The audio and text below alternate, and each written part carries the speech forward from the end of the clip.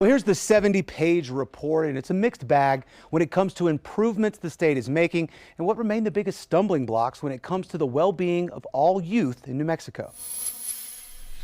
The report shows the number of children living in poverty and the number of teens having babies is down, but not by much. The child poverty rate dropped just 1% from 27% in 2018 to 26% last year. New Mexico now ranks 49th in the nation in that category. The drop in teen birth rate was only good enough to move our state to 44th in the country.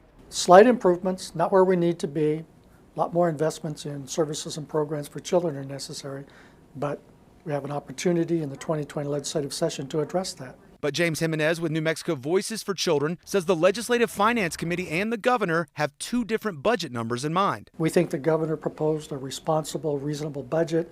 Legislative Finance Committee has a budget that doesn't adequately fund early childhood education. It really shortchanges child care, for example. He says how much less the Finance Committee is proposing is what is most disturbing. Just in child care alone is tens of millions of dollars less, which means that there's going to be far fewer families that are going to be able to access child care services in a way that's affordable for them. He also says the state needs to focus more on teens who are not working or have dropped out of school, saying they often fall into patterns of drug use or violence. If we can do a better job of engaging these young people in what's important to them in terms of education and building a career, finishing school, we can do better by the Albuquerque area, we could do better by the state. The governor just released her top priorities ahead of the upcoming legislative session. Education and the well-being of students and families is right at the top. Reporting, Brandon Evans, KOAT Action 7 News.